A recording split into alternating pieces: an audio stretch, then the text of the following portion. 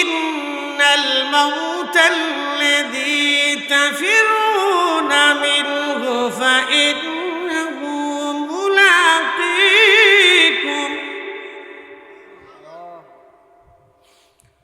সুম্মা তুরাদ্দুনা ইলা আলিমিল গায়বি ওয়াশ শাহাদাত।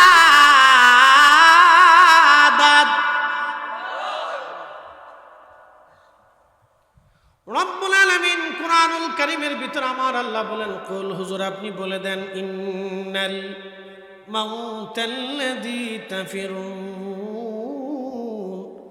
মানুষ মৃত্যু থেকে পালায়। হুজুর বলে দেন মরণ থেকে মানুষ পালায়। নবী গো, মৃত্যু থেকে পালাইতে পারবে না। ফাইন্নাহু মুলাকীকুম, এই মরণ তার সাথে মোলাকাত করবে। মৃত্যু তার সাথে মোলাকাত করবে, মরণ তার সাথে মোলাকাত করবে। হুজুর পালাইতে পারবে না। সুম্মা তুরাদ্দুনা ইলা আলিমিল গায়বি ওয়াশ শাহাদাত, অতঃপর সে এমন এক মালিকের কাছে আসবে, আমি রব, আমি আল্লাহর কাছে ফিরে আসবে। আমি তার গোপনে গোপনে সব আমি আল্লাহ তার জানি। ফায়ুনাব্বিউকুম বিমা কুনতুম তা'মালুন, তার জীবনের আমলগুলি আমি আল্লাহ সেই দিন তাকে দেখাবো। সে কি কি কাজ করেছে না করেছে সব আমি আল্লাহ দেখাবো। এই জন্য এখনো সুযোগ আছে, তওবা করে ফিরে আসা লাগবে। বলে হুজুর অনেক তো অপরাধ করে ফেলছি, 7 সাগর পরিমাণ। পৃথিবীর সবচেয়ে গভীর সাগর, গভীর সাগরের নাম হচ্ছে প্রশান্ত মহাসাগর। গভীরতা 36,000 ফিট। 36,000 ফিট একেবারে মিনিমাম 20 কিলোমিটার ব্যাপী লম্বা হবে, 20 মাইল লম্বা। পৃথিবীর সাগরের উপরিভাগ থেকে নিচ পর্যন্ত প্রায় 20 মাইল পর্যন্ত গভীর হবে। এই গভীর সাগরের তলদেশেও যদি আপনি পালানোর কোনো রাস্তা হবে না, মরণ থেকে পালাইতে পারবেন না। আর এর চাইতেও বেশি পরিমাণে যদি গভীর গুনাহ আপনার জীবনে হয়ে যায়, ভয় নাই। কারণ আল্লাহ বললেন, কুল ইয়া ইবাদিয়াল্লাযীনা আসরাফু, নবী গো আপনি বলে দেন, আমার বান্দাদেরকে বলে দেন, আলা আনফুসিহিম লা তাকনাতু মির রাহমাতিল্লাহ, আমার বান্দাদেরকে বলে দেন তারা যত গুনাহই করুক না কেন, যত গুনাহ হোক না কেন, আমার রহমত থেকে যেন তারা নিরাশ না হয়। ইন্নাল্লাহা ইয়াগফিরুয যুনুবা জামিআ, আমি আল্লাহ তাদের জীবনের নিশ্চয় সব গুনাহগুলি আমি আল্লাহ মাফ করে দেব যদি তারা মাপ চায়। যদি তারা মাপ চায় আমি আল্লাহ তাদেরকে মাফ করে দেব যদি মাপ চায়।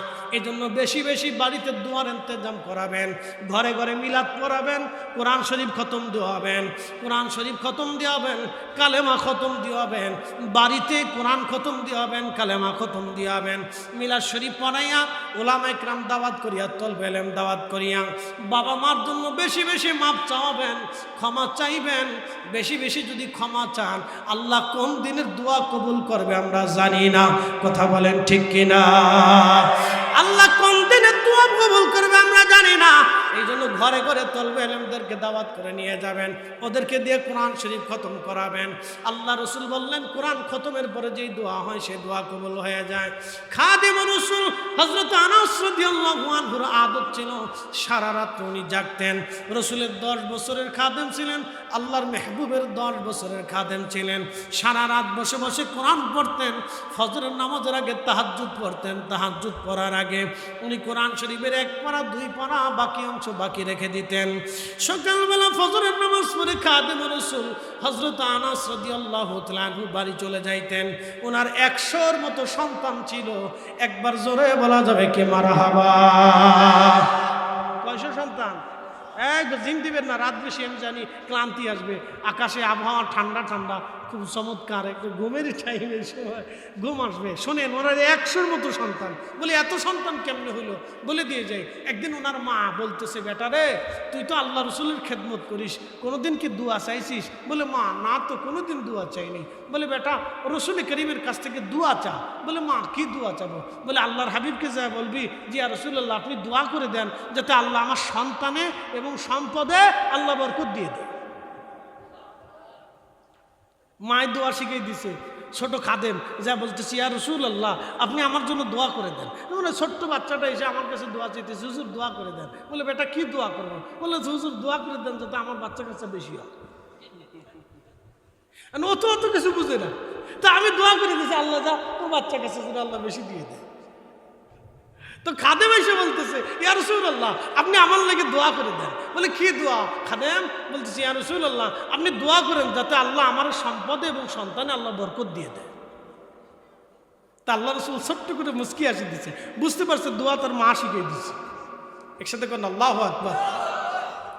আল্লাহ নবী হাত বাড়াইলেন, রাব্বি আমার খাদেম দোয়া চায়, আল্লাহ আমার খাদেমের সন্তানের সম্পদে বরকত দিয়ে দাও। এবার বলেন নবীর হাত কি ফিরে আসবে?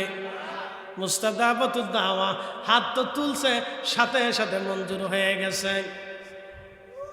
কবুল হয়ে যাওয়ার পরে আল্লাহ এত পরিমাণে সন্তান দিলেন, দিতে দিতে আল্লাহ 100 সন্তান দিয়েছে, সম্পদ এত পরিমাণে দিলেন। সবার খেজুর গাছে খেজুর ধরতো বছরে একবার, ওনার খেজুর গাছে খেজুর ধরতো বছরে 2 বার। সবার উটের বাচ্চা হইতো 1টা, ওনার উটের বাচ্চা হইতো 2টা। সবার ছাগলের বাচ্চা হইতো 2টা, ওনার ছাগলের বাচ্চা হইতো 4টা। সবার দুধ হইতো 2 কেজি, ওনার দুধ হইতো 4 কেজি। এইভাবে হইতে হইতে হইতে হইতে এত পরিমাণে সম্পদ আল্লাহ দিলেন, সন্তানের সম্পদে আল্লাহ তারে ভরপুর করে দিলেন। কিন্তু সারা রাত্র তিনি ঘুমাইতেন না, কোরআন শরীফ পড়তেন। সাহাবিয়ে রাসূল বৃদ্ধ বয়সে নাতি নাতকুর সন্তান আদি নিয়ে প্রায় 100, 150, 200 হবে। একসাথে কোন আল্লাহু আকবার। নাতি নাতকুর ছেলেদেরকে নিয়ে 150, 200 হবে মিনিমাম, একসাথে বইসা বাকি কোরআনের পারা তেলাওয়াত করতেন। এই শোনেন, খালি বেদাতের ফতোয়া মাইরেন না, এই বেদাতের ফতোয়া মাইরা ইসলামটাকে শেষ করে ফেলেছে আজকে। কথা কর না কেন? ইসলামটারে আমরা একবারে শেষ করার বুদ্ধি করছি। এত বেদাতের ফতোয়া মাইরেন না, দুয়ার বেলা বেদাতের ফতোয়া দিয়ে না, কোন দোয়া কবুল হবে আমরা জানি না। কি কথা ঠিক আছে না ভাই? নামাজের পরে কবুল হবে না, বৃষ্টির পরে হবে না, কবরের পাশে দাঁড়ায় হবে না, কোরআন খতমের পরে হবে না, মিলাদের পরে হবে, কোন মজলিসের দোয়া কবুল হবে আমরা কেউ জানি না। মুসলমানরা দোয়া করতে দেন, দোয়া করতে দেন। এই যে আমার দেশে একদল আছে, এই মাহে রমজান আসলে খালি তারাবির নামাজ 8 রাকাত বানানোর বুদ্ধি। আরে বেটা তুমি 8 রাকাত তারাবির নামাজ বানাইতেছো, এদেশের লক্ষ লক্ষ মুসলমান তারাবি করে না। কি কথা কন না? কি করে না? যে বেটা তারাবি করে না, এরা 8 টাকা দিকে আর 16 রাকাত। এ বেটা চিন্তা করে তারাবি না হলেই তো ভালো আছে। কিয়ামতের মাঠে এরকম সূর্যের উত্তাপটা মানুষের শরীর পুড়ে যাবে না, কিন্তু ভিতর থেকে শুষে নিয়ে চলে আসবে। এত কঠিন পরিণত হবে সেই দিন। আল্লাহর নবী বলতেছেন ঘামের কারণে মানুষের থুতনি পর্যন্ত ডুবে যাবে, কারো বুক পর্যন্ত ডুবে যাবে। সেই কঠিন দিনে, ভয়াবহ দিনে আল্লাহর নবী বলতেছেন আমার উম্মতরা তোমরা শোনো, সেই ভয়াবহ দিনে আমার রব আমার আল্লাহ আমার হাউজে কাউসারের মালিকানা আমার আল্লাহ আমাকে দিয়ে দিয়েছেন। একবার জোরে জোরে বলা যাবে কি আল্লাহু আকবার। সাহাবীরা বলেন ইয়া রাসূলুল্লাহ হাউজে কাউসার কি? নবী বললেন জান্নাতের একটা নদী। কিসের নদী? আমরা ভাবি যে হাউজে কাউসার বুঝি শুধু কিয়ামতের মাঠেই থাকবে, না। হাউজে কাউসার মূলত অরিজিনাল জান্নাতের একটাই নদী। কোরআন আল্লাহ বললেন জাযাউহুম ইনদা রাব্বিহিম জান্নাতু আদনিন তাজরি মিন তাহতিহাল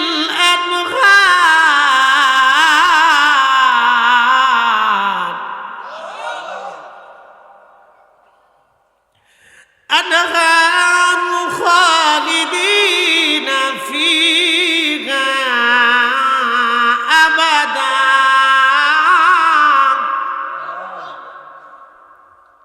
আমি রব্বুল আলামিন আমার জান্নাতীদের জন্য একটা জান্নাত বানাবো। এই জান্নাতের নিচ দিয়ে নহর প্রবাহিত হবে, নদী। এই নদীটা হবে জান্নাতি নহর, চিরদিন পর্যন্ত নহর থাকবে। শুনে যান, চিরদিন পর্যন্ত নহর থাকবে, এই নহর কোনোদিন বন্ধ হবে না। আল্লাহর নবী বলেন আমার উম্মতেরা শোনো, মেরাজের রাত্রিবেলা আমি জান্নাত সফর করলাম। জান্নাত ভ্রমণ করার পরে আমি সেই নদীটা জান্নাতের মধ্যে দেখে আসছি। নদীর তলদেশটা মণি মুক্তা দিয়ে গঠন করা, নদীর 2 পাড়টা আল্লাহ স্বর্ণ দিয়ে বানানো। নদীর পানি মিশকের চাইতে ঘ্রাণ, একসাথে বলবেন আল্লাহু আকবার। নদীর পানি মিষ্টাম্বরের চাইতেও ঘিরান, নদীর পানি সাদা ধবধবে সাদা, দুধের চাইতেও সাদা, মধুর চাইতেও মিষ্টি, শরবতের মতো পানি স্বচ্ছ, একেবারে স্বচ্ছ পরিষ্কার, বরফের চাইতেও ঠান্ডা হবে, প্রচণ্ড সুন্দর নদী। আমি সেই নদীর পানি জান্নাতের ভিতরে হাত দিয়ে লাড়াচাড়া করে আসছি। সাহাবীরা রে, ওই নদীটা জান্নাতের মধ্য দিয়ে প্রবাহিত হয়েছে, কিন্তু কিয়ামতের ময়দানে আমার আল্লাহ জান্নাত থেকে হাসরের ময়দানে নদীটা প্রবাহিত করবে। কিন্তু নদী অরিজিনাল জান্নাতি নদী। একসাথে বলবেন আল্লাহু আকবার। এখন প্রশ্ন, নদীর তো জান্নাতি, জান্নাত কি স্থায়ী না অস্থায়ী? বুঝেন নাই মনে হয়। জান্নাত কি সাময়িক সময়ের জন্য না চিরস্থায়ী? চিরদিন, শুরু হবে কোনোদিনও শেষ হবে না। একসাথে বলবেন আল্লাহু আকবার।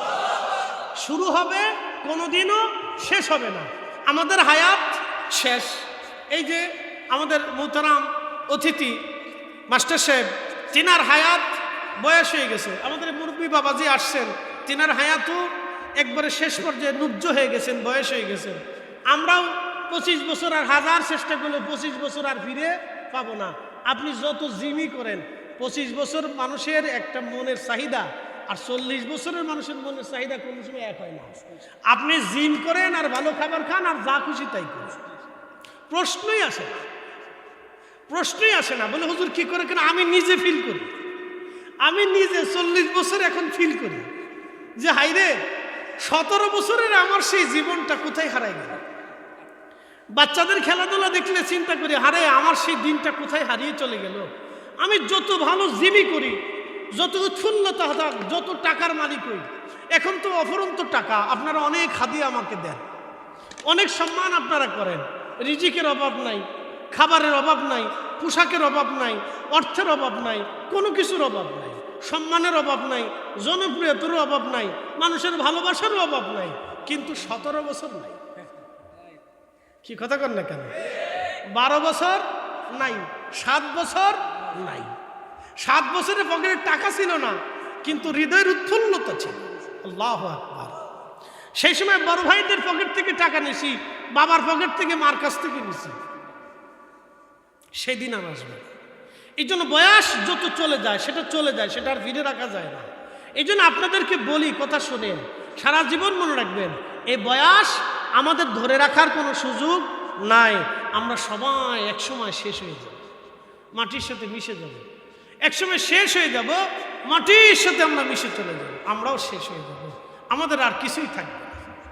কথা ঠিক কিনা? আল্লাহ আমাদেরকে বুঝার তৌফিক দিক, বলেন আমিন।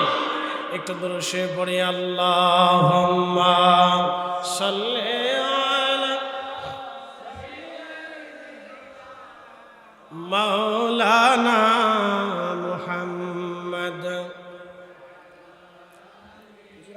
সাইয়্যিদিনা। এদিকে চলে আসুন, ভালো আছে।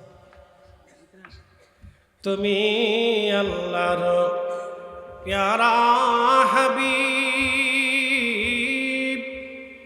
তোমার তুলনা নাই কেউ আর, তোমার মতো আকাশ ভ্রমণ করেনি কোন পয়গম্বর।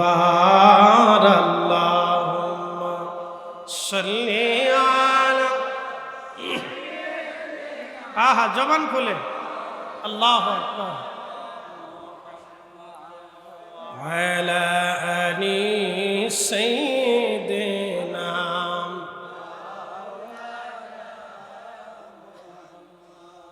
প্রিয় বাবাজি, বয়স ধরে রাখা যায় না। আমাদের বয়স আমাদের হাতে নেই, আমার রবের হাতে।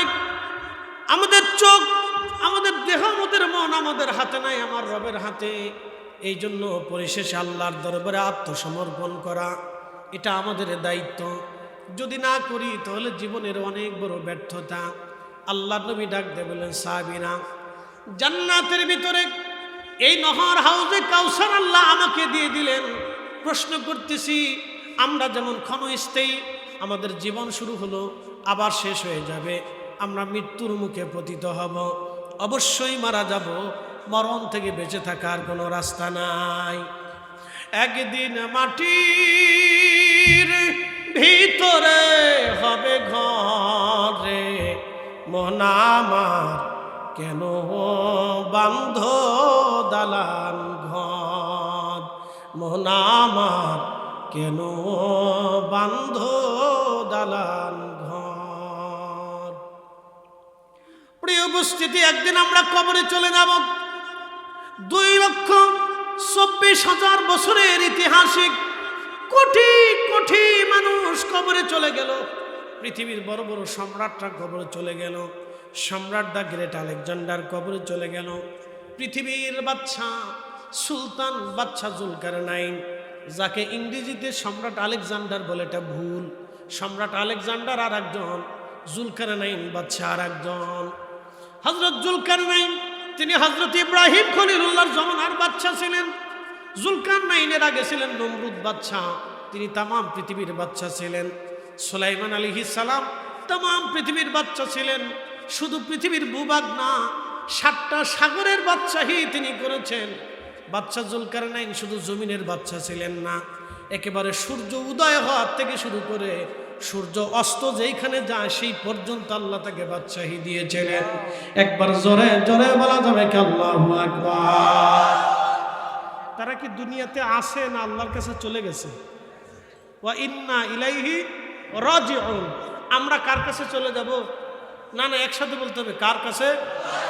এটা যদি বুঝেন তাহলে আজকে থেকে আশা করি বিকলবিন সালিম, আত্মাটাকে পরিশুদ্ধ করে আমরা আল্লাহর কাছে চলে যাব, ফিরে যাব আমরা আল্লাহর কাছে।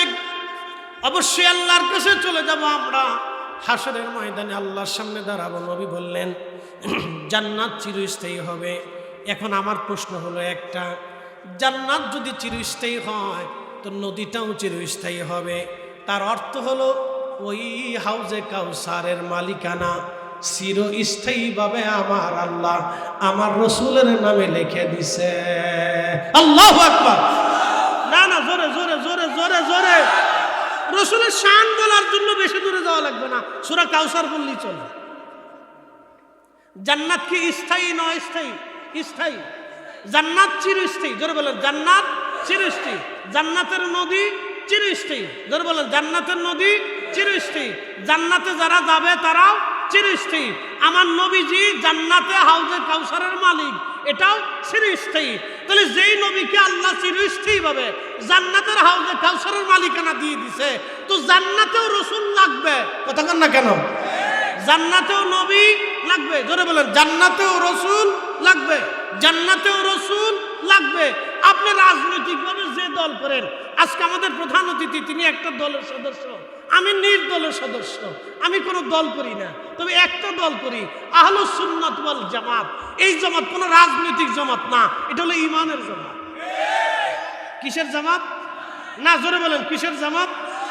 এই জামাতে ঘুমিয়েছেন খাজা বাবা আজমিরি, এই জামাতে ঘুমিয়েছেন হুজুর গাউসে পাক মহিউদ্দিন আব্দুল কাদের জিলানী, এই জামাতে ঘুমিয়েছেন খাজা বাহাউদ্দিন নকশবন্দ বুখারী, এই জামাতে ঘুমিয়েছেন মুজাদ্দিদ আল ফসানি সেরহিন্দি, এই জামাতে ঘুমিয়েছেন খাজা বাকি বিল্লাহ, এই জামাতে ঘুমিয়েছেন শাহজালাল ইয়ামানি মুজাররিদি, এই জামাতে ঘুমিয়েছেন হযরতে সিফা সালার রহমাতুল্লাহ আলাইহি, এই জামাতে ঘুমিয়েছেন অসংখ্য আউলিয়া, কুতুবউদ্দিন কাকি, নিজামউদ্দিন আউলিয়া, বাইজিদ বুস্তামি, আবু আলিফ আহমদি তুসি, হযরতে বাইজিদ আবুল হাসান খেরকানি। এ জামাতে ঘুমিয়েছেন ইমাম আবু হানিফা, ইমাম শাফিঈ, ইমাম মালিকি, ইমাম হাম্বলি। এ জামাতে ঘুমিয়েছে ইমাম বুখারী। এ জামাতে ঘুমিয়েছেন কোটি কোটি আউলিয়া আতকিয়া। এ জামাতে তারা ঘুমিয়ে গেছেন, আমরাও সেই জামাতেই থাকবো। কথা বল ঠিক কিনা?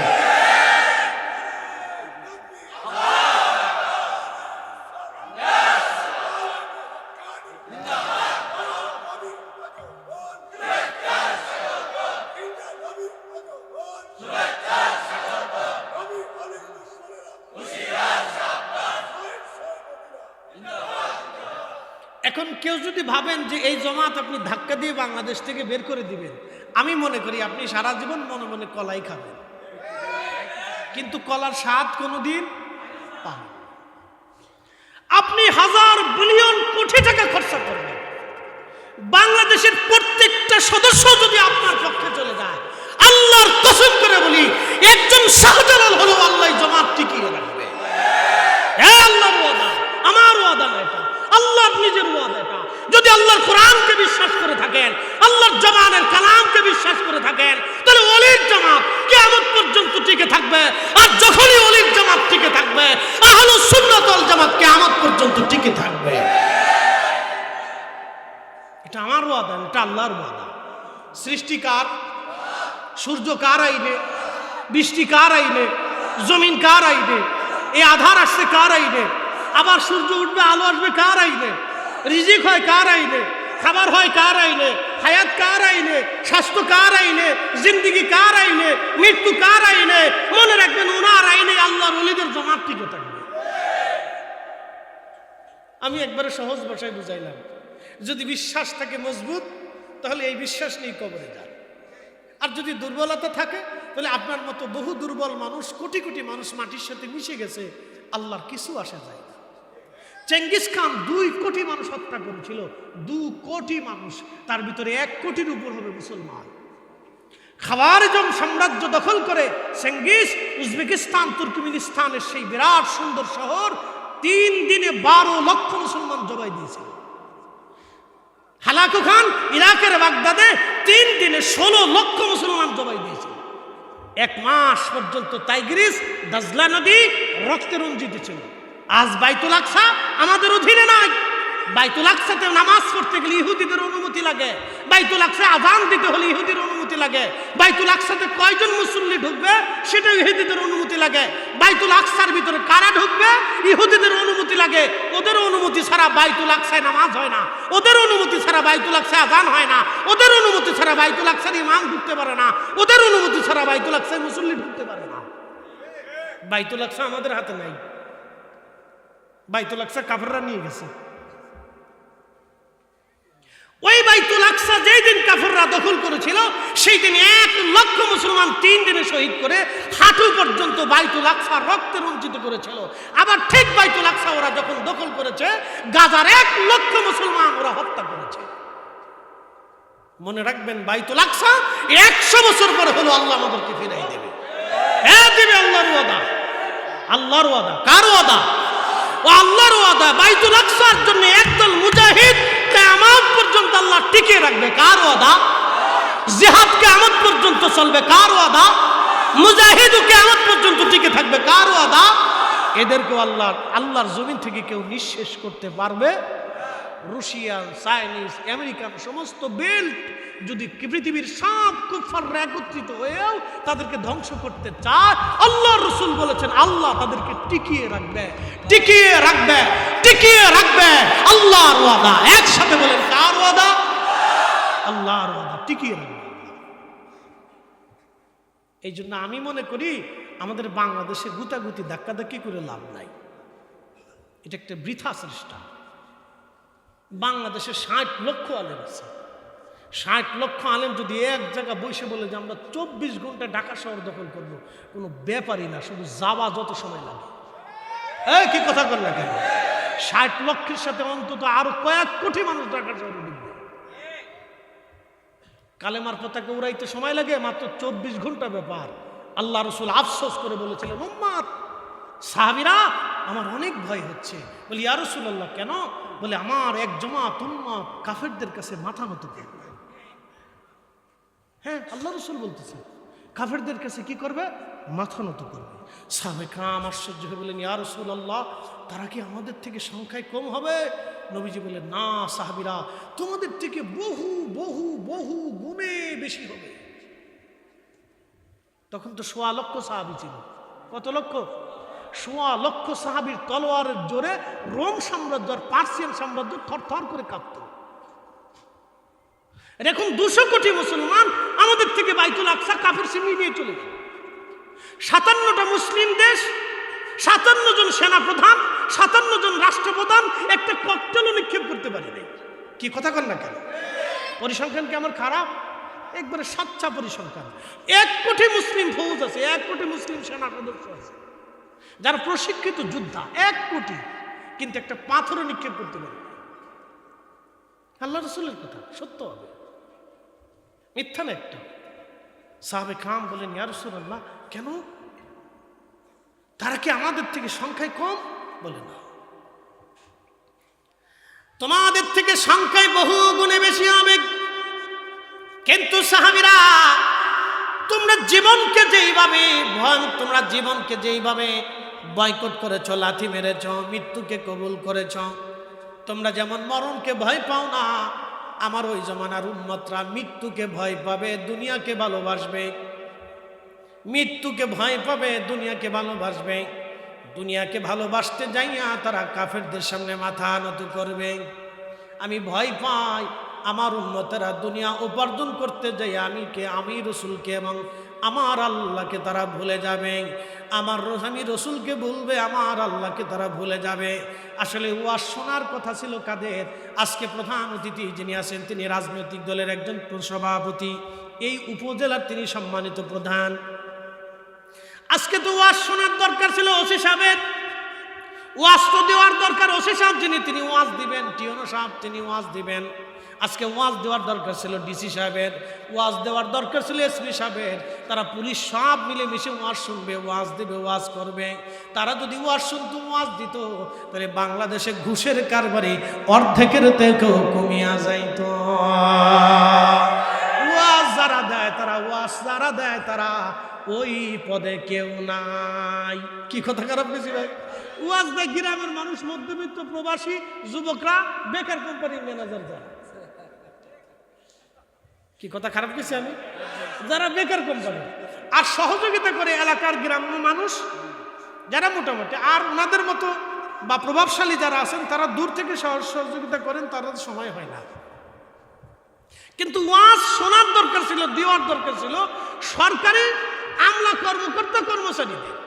তারা যদি ওয়াজ দিত, ওয়াজ শুনতো, ওয়াজে বসতো, প্রত্যেক জুমাতে নির্ধারিত করে 12টার সময় এসে খতিব সাহেবের ওয়াজ নিরিবিলি শুনে দোয়া মোনাজাত করে মসজিদ থেকে বের হইতো, তাহলে আশা করি কিছুটা হলে উপকার হইতো। কিন্তু জুমায় আসে শেষে যায় না। তো খতিব সাহেবের চিন্তা থেকে যদি ঘুষের বিরুদ্ধে ওয়াজ করি, না জানি চাকরি থাকে কি থাকে না। এটা তো খতিব সাহেবের দোষ না, আমি খতিব সাহেবের দোষ দেব না। অবস্থার প্রেক্ষাপটে সে অসহায়, দুর্বল। কারণ সে জানে আমার ফ্যামিলি দুর্বল, আমাকে ব্যাকআপ দেওয়ার মতো কেউ নেই। কারণ পিছন দিক থেকে একজন তো পাহাড়ের মতো দাঁড়ায় থাকতে হয়। যেমন আমরা ছোট্টকালে চিন্তা করি নাই বাবা আছে, কি কথা কর না কেন? ছোটকালে আমরা চিন্তা করি না কে আছে, বাবা না থাকলে মা আছে। এখন চিন্তা করি মাও নাই, বাবাও নাই, আমার সন্তানের জন্য আমি। এখন টেনশনটা বেশি, এই জন্য 17 বছর আর 16 বছর আর ওই 10 বছর আর 8 বছর আর জীবনে কোনোদিন ফিরে পাবো না। আমার সন্তান পাবে, কিন্তু আমি পাবো না, আপনি পাবেন না। পরিসংখ্যান হিসাব খুব জটিলতা আছে।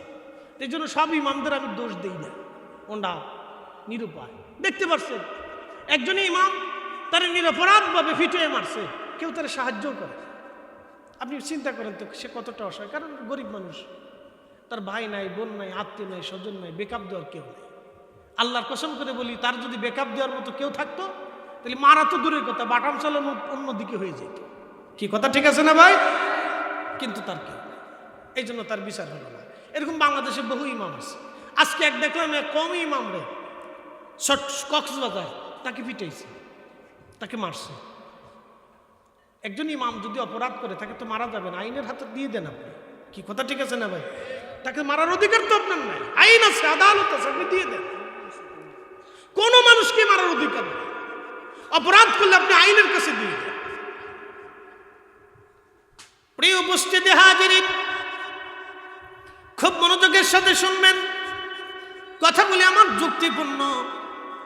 আশা করি আমি কারো বিরুদ্ধে বলার জন্য আসি নাই। আমার কথা হলো আমরা সবাই পরিশুদ্ধ হইতে চাই। কথা ঠিক আছে না? আমরা সবাই বিশুদ্ধ হতে চাই।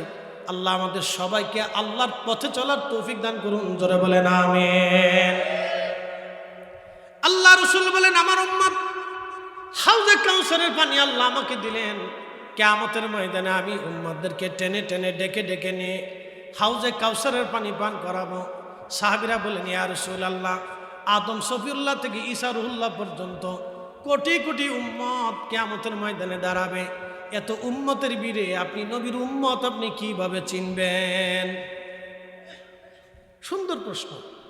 ওগো নবীজি, আদম শফিউল্লাহ থেকে ঈসা রুহুল্লাহ আলাইহিস সালাতুস সালাম পর্যন্ত অনেক নবীর উম্মতরা হাসরের ময়দানে দাঁড়াবে, পেয়ারা রাসূল সেই দিন আপনি কি করে আমাদেরকে চিনবেন? আল্লাহর নবী ডাক দিলেন, সাহাবীরা আমার উম্মত 5 ওয়াক্ত নামাজ পড়বে। একসাথে কোন আল্লাহু আকবার।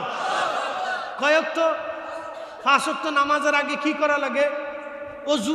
একসাথে বলেন, কি করা লাগে? ওযু ছাড়া নামাজ হয়? তাহলে নামাজ পড়তে হলে ওযু করতেই হবে। নামাজ পড়তে হলে কি করতে হবে? ওযু করতেই হবে। আর ওযু করতে হলে ওযুর নির্ধারিত অংশ আপনাকে ধৌত করতেই হবে, এর বিকল্প কোনো রাস্তা নাই। অথবা যদি আপনি অসুস্থতার কারণে তো তায়াম্মুম করার সুযোগ আছে, তো সেটা ওযুর অংশ। তো প্রিয় উপস্থিতি, আল্লাহর নবী বলেন আমার উম্মত দুনিয়াতে 5 ওয়াক্ত নামাজ পড়বে, নামাজের আগে তারা ওযু করবে, এই ওযুর জায়গাগুলি নূর চমকাইতে থাকবে। সাহাবীরা ওই নূর দেখে দেখে ধরে ধরে নিয়ে আমি নবীজি কিয়ামতের ময়দানে তাদেরকে হাউজে কাউসারের পানি পান করায় দেব। একবার জোরে বলা যাবে কি মারহাবা? আল্লাহুম্মা সাল্লি আলা। আহা মাশাআল্লাহ, আল্লাহু আকবার।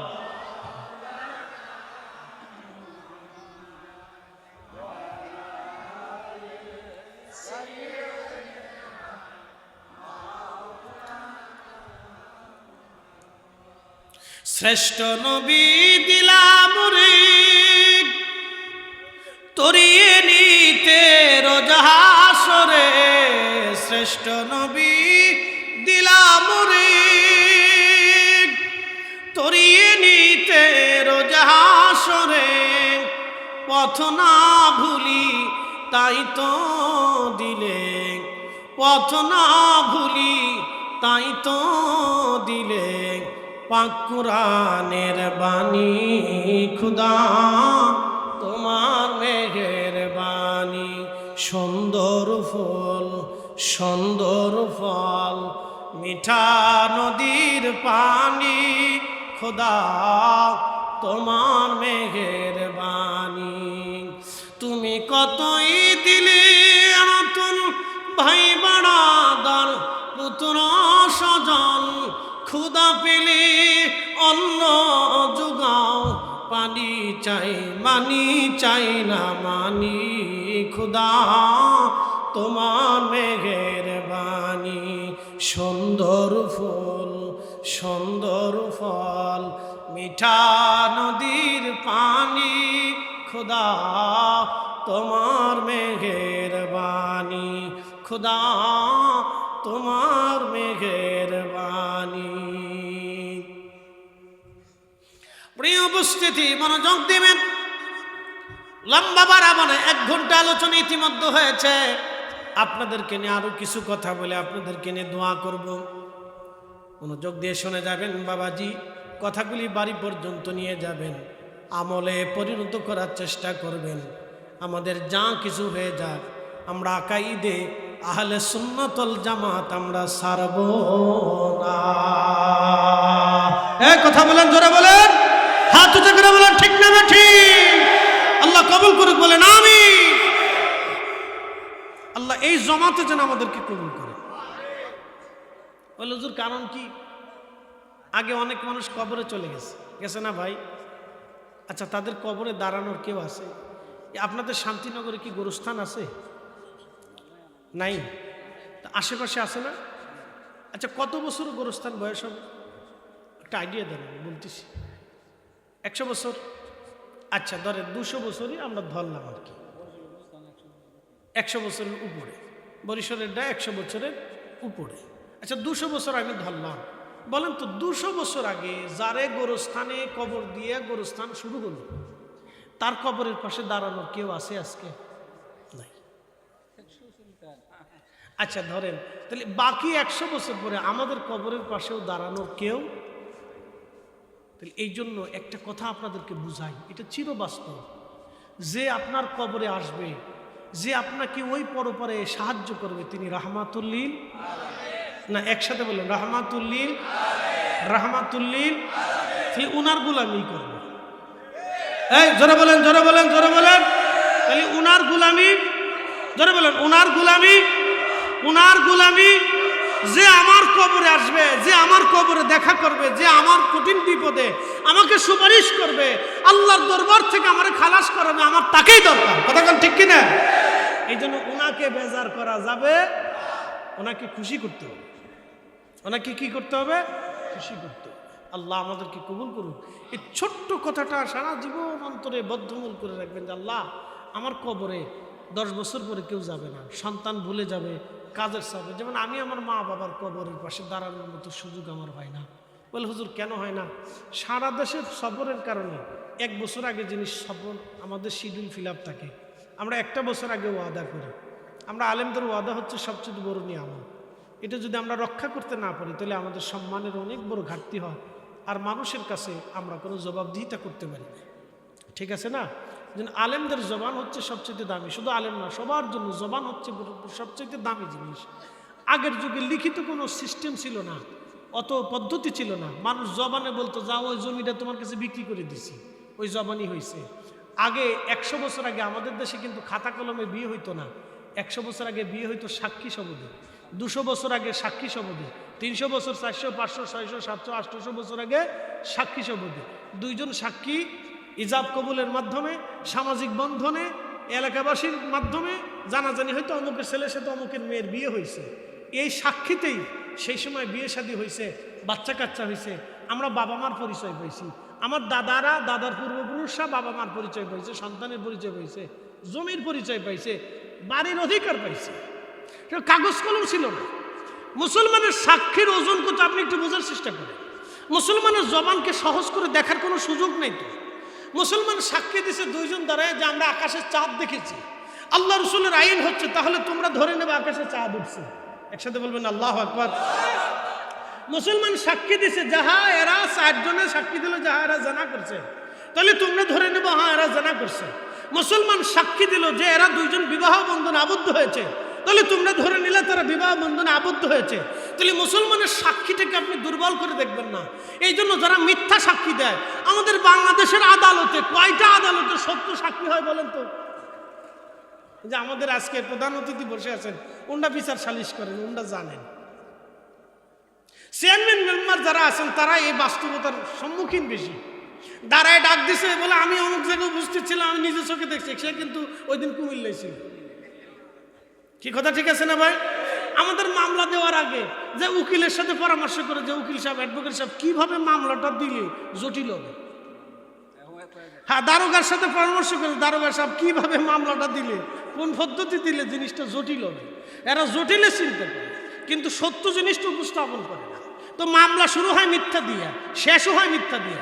এই জন্য মামলা যখন শুরু হয় মিথ্যা দিয়া, যারা বিচারক আছে এরা অনেক সময় মামলার নথিপত্র দেখলে ওনাদের কলিজার ভিতরে ধাক্কা দেয় যে এর ভিতরে গাপলা আছে। সাক্ষী চেহারার দিকে তাকালে এরা অনেক সময় বলতে পারে একটু গাপলা টাপলা আছে, আসামের দিকে তাকালে বুঝতে পারে এর গাপলা টাপলা আছে।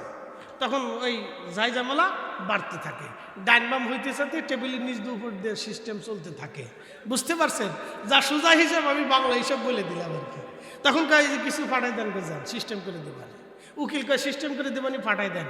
দারোগা কয় ফাটাই দেন, সিস্টেম করে দেবানি। কারণ দারোগা জানে যে শুরু হয়েছে মিথ্যা দিয়ে। বুঝতে পারছেন? এই জন্য আমরা মিথ্যা সাক্ষ্য দিই, মিথ্যা মামলা দিই, যার কারণে আমরা মামলার ঠিকও পাই না ঠিক মতো। এই জন্য ভেজালে ভেজালে ভেজালে ভেজালে আদালত দপ্তর এগুলি এত পরিমাণে হয়েছে যে কোনটা আসল কোনটা নকল খুঁজে পাওয়াই দুষ্কর হয়ে গেছে। কি কথা কর না, ঠিক আছে না? আমার এই পরিসংখ্যান এটা আমি মাঝে মধ্যে চিন্তা করি, ব্যাপার কি মামলা মোকদ্দমা বিচার সালিশ এরকম হয় কেন? তো তখন দেখি যে সাক্ষী দিতেছে মিথ্যা সাক্ষী, সাক্ষীর পর সাক্ষী, মিথ্যার পর মিথ্যা, মিথ্যার পর মিথ্যা। এই জন্য মিথ্যা সাক্ষী দেবেন না। আল্লাহি আল্লাহর কসম করে বলি, পায়ে হাত দিয়ে বলি, মুসলমানের জবান অনেক দামি জবান। মিথ্যা সাক্ষ্য দেবেন না, মিথ্যা মামলা দেবেন না, মিথ্যা কথা বলে অন্যের ক্ষতি করবেন না, ভেজাল বাড়াবেন না, অশান্তি বাড়াবেন না, সংসারে সংসারে ভেজাল বাড়াবেন না। আমাদের দেশে আছে কিছু পান পাওয়া বেডি, বেডি গেড়ে ধরি ফান পাওয়া বেডি, এটা ফান খায় গিরাম বের এদিক দিয়ে ওদিক দিয়ে, ওই কোনা সেই কোনা সেই কোনা সেই কোনা দিয়ে গুড়গুড় গুড়গুড় করে ঘুরে বেড়ায়। তো ঘুরতে ঘুরতে ঘুরতে ঘুরতে আব্দুল করিমের বাসায় গেছে। যা আব্দুল করিমের মা খুব ভদ্র মানুষ। তো আব্দুল করিম মাসখানিক আগে বিয়ে শাদী করে আসছে, সংসার নতুন হচ্ছে। একটা মেয়ে আপনার সংসারে যখন আসে তো 6 মাস আপনি তাকে টাইম দিতে হবে আপনার ফ্যামিলির সাথে অ্যাডজাস্ট হইতে। আমরা বাঙালিদের তো বুঝি না, আমরা অনেক সময় বুঝি না। নতুন বউ বিয়ে করে আনার পরে শাশুড়ি কয় বিয়ে করে আনছি তুমি রান্না বান্না করো, কিন্তু শাশুড়ির বোঝা উচিত যে আমার মেয়েটারে আমি আদর করে পালছি, তো এই মেয়েটারও তো তার মা আদর করে পালছে। কথা ঠিক আছে না? শিক্ষার অভাব, ম্যানেজমেন্টের অভাব, সিচুয়েশন অ্যাটিটিউড, ধ্যান ধারণা আমাদের খুব নিকৃষ্ট। আমি ওয়াজ শুধু কোরআন হাদিসের ওয়াজ করলে হবে না, এগুলো বুঝে যান, আমাদের নারীরা বুঝতেছে, শোনার দরকার। এটা অ্যাটিটিউড, ধ্যান ধারণা এত নিকৃষ্ট মনের আর এত নিকৃষ্ট নিচু মনের যে ছোট লোক পর্যন্ত লজ্জা পাবে তাদের এই কর্মকাহিনীগুলি দেখলে, হার মানবে, লজ্জা করবে। এত ছোট মনের ভাবতে কল্পনা করতে পারবেন না। একটা মেয়ে নতুন আসছে, 6 মাস আপনি তাকে আপনার ম্যানেজমেন্ট, আপনার ফ্যামিলির সাথে অ্যাডজাস্ট হতে সময় দিতে হবে। আপনি আপনার বাড়িতে আমার দাওয়াত করে নিয়েছেন, তা আপনার ফ্যামিলি সম্পর্কে আমি কিছু জানি না। আপনার সাথে আমার নতুন বিয়ে হয়েছে,